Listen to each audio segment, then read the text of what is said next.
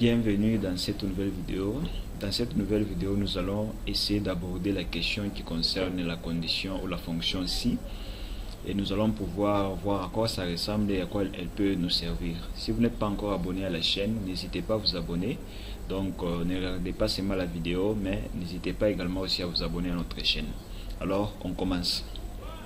Donc nous allons dessiner d'abord un petit tableau où nous allons pouvoir bien expliquer cette condition ici. Alors ici j'écris non, ici j'écris résultat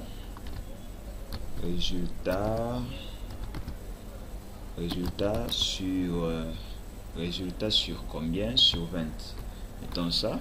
Et puis ici je mets quoi, vérification, voilà.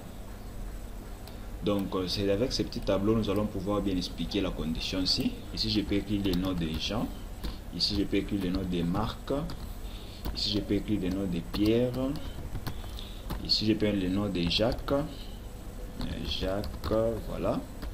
Alors sur 20 lui on met combien? Je peux ajouter un nom ici, hein. Je peux mettre un nom, mettons Ruth. Allez, Ruth. Mettons par exemple ici encore Pascaline, voilà. Et ici on peut mettre des points. Ici je peux mettre par exemple 9, ici je peux mettre par exemple 8, ici 11, ici je mets je peux mettre combien, Jacques, voyons, bon, lui on peut mettre même 10, hein. Celui-ci on met combien, Ruth, mettons par exemple 12, et le dernier mettons par exemple 15. Alors dans la vérification, si nous allons maintenant pouvoir utiliser la condition si. Alors la condition si va nous permettre de vérifier qui a eu des points des bons points sur 20 et qui n'a pas eu de bons points sur 20. Et nous allons pouvoir vérifier ici en écrivant par exemple OK, en écrivant par exemple il a réussi, en écrivant par exemple ça va. Donc c'est ce que nous allons pouvoir afficher ici automatiquement. Et lorsqu'on va commencer à changer les résultats, qu'on nous affiche déjà les résultats ici automatiquement. Donc nous allons pouvoir utiliser la condition si. Alors comment est-ce qu'on va l'utiliser, la condition si? Comme d'habitude dans Excel on commence avec égal, donc je fais égal. Vous pouvez commencer avec égal ou bien plus, hein, ça va toujours passer. J'écris égal, je fais si. Donc vous voyez, me propose déjà les fonctions ici qui concernent ici. Nous voulons utiliser juste la condition si. Je fais si, j'ouvre la parenthèse. Alors comme vous pouvez le constater ici, on a écrit test logique, on a écrit ici on a écrit valeur si vrai, et puis ici on a écrit valeur si faux. Alors je vais expliquer. Les tests logiques c'est quoi? C'est ce que nous allons écrire qui va nous permettre à ce que nous puissions vérifier les résultats auxquels on s'y attend. Comme ici nous y attendons à ce que la personne qui a réussi, qu'on puisse signaler qu'il a réussi, et si la personne a échoué, qu'on puisse nous signaler qu'il a échoué. Donc nous allons maintenant écrire ces tests, c'est les tests logiques que nous allons faire ici. Après avoir écrit cela, nous devons maintenant vérifier. Donc vérifier si ça correspond à ces tests logiques là que nous avons voulu tester. Alors nous allons écrire une valeur qui est vraie. La valeur vraie c'est quoi? La valeur vraie c'est ça vérifie les tests logiques que nous mettons. Par exemple, prenons les cas où on met par exemple une cellule, on prend telle cellule, s'il est supérieur à 10, qu'on puisse nous afficher ceci. Là on appelle ça valeur si vraie. Valeur si vraie, c'est ce qui vérifie la condition ou les tests que nous avons mis en place, donc les tests logiques que nous avons mis en place. Et la valeur si faux, c'est la valeur si faux, voulais-je dire, c'est le contraire de la valeur si vraie. Donc c'est-à-dire si ça ne vérifie pas la condition, par exemple, si il n'est pas supérieur à 10. Alors qu'est-ce qu'on va afficher? Par exemple, on peut afficher échec, on peut afficher par exemple il a échoué. Donc vous voyez, c'est un peu à quoi ressemble la condition si. Si vous avez des difficultés, n'hésitez surtout pas à me l'écrire en commentaire. Je vais essayer de vous assister pour que vous puissiez bien comprendre cette fonction ici. Elle n'est pas compliquée, elle est vraiment simple si vous suivez vraiment bien les explications. Donc voilà. Alors nous, les tests logiques, qu'est-ce que nous allons mettre? Nous allons lui dire si dans cette cellule, eh bien, il est supérieur. Ici chez moi je ne vois pas supérieur. Je peux utiliser le clavier virtuel. Ici chez moi je ne vois pas ça. Alors je lui dis si cette cellule ici est inférieure à 10, attendez, voilà, j'ai dit s'il est inférieur à 10, dans cette cellule ici, le point qu'il a ici c'est inférieur à 10.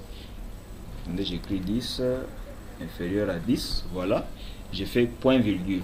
Donc pour passer à l'autre étape, vous devez faire le point virgule pour que les tests logiques soient maintenant, pour marquer la fin du test logique, vous devez mettre le point virgule. Pour marquer la valeur si vraie, pour marquer la fin de la valeur si vraie, mettez point virgule. Et si vous voulez marquer aussi la valeur si faux et qu'il y a des choses à ajouter, vous mettez point virgule. Mais s'il n'y a pas de choses à ajouter, vous fermez juste la parenthèse. Donc voilà comment il faut les faire. Alors j'ai dit si il a des points qui est inférieur à 10. Alors qu'on écrive quoi? Qu'on écrive par exemple ou soit changeant pour bien vérifier quoi la condition si vrai.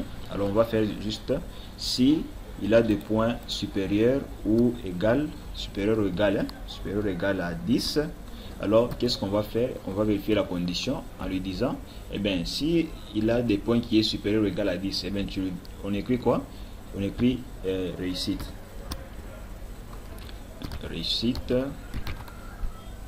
Voilà.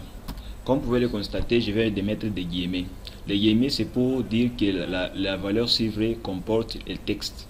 Mais si ça comporte un nombre, vous pouvez laisser sans mettre quoi? Sans mettre les guillemets. Mais si vous mettez le nombre entre guillemets, il va comprendre que c'est du texte, ce n'est pas le nombre. Donc voilà un peu la différence qui est là. Et la valeur s'il faut, qu'est-ce qu'on va écrire? Eh bien, je mets encore entre parenthèses, j'écris quoi? Échec. Échec, je ferme les guillemets, je ferme la parenthèse. Et qu'est-ce que j'ai fait? J'ai fait entrer. Et là, si vous voyez, il vient d'écrire l'échec. Quand quelqu'un a 9 sur 20, ça dit qu'il a l'échec. Il n'a pas atteint la moitié, il n'a pas fait au-delà de la moitié. Et pour que ça puisse vérifier dans toutes ces colonnes selon les noms que nous avons mis ici et les points que nous avons mis, nous allons juste défiler. Et si vous avez vu les vidéos précédentes, je vais vous montrer comment vous pouvez défiler. C'est trop simple, vous faites juste ça. Voilà. Et là, si on vérifie, il a 9 sur 20, il a l'échec, 8 sur 20, c'est l'échec, 11, il a réussi, 10, il a réussi, 12, il a réussi, 15, il a réussi. Et si je modifie, si par exemple, je mets 6, si je mets ici, par exemple, 6, vous voyez, il m'écrit déjà quoi? Échec. Et si aussi, si je mets par exemple, 3, il m'affiche échec. Et l'autre ici, si je mets 10, m'affiche quoi? Réussite. Si je mets aussi par exemple, si je mets mettons par exemple 16, voilà. Donc vous voyez un peu la condition, à quoi nous sert la condition ici. Donc ça peut vous aider à vérifier beaucoup de choses, des conditions ou des résultats auxquels vous y attendez avec la condition ici. Donc ce n'est pas compliqué, c'est très simple. Mais surtout n'hésitez pas à me faire part des difficultés que vous pouvez rencontrer par rapport à ça en commentaire, et je ferai de mon mieux pour pouvoir bien vous aider afin que vous puissiez bien comprendre la condition ou disons la fonction si. Alors si la vidéo t'a plu, n'hésite pas à liker la vidéo, à partager, mais aussi à t'abonner à la chaîne. Surtout ne regarde pas seulement la vidéo, mais abonne-toi aussi à la chaîne, c'est une manière pour toi de m'encourager. Alors on se dit ciao et à la prochaine vidéo.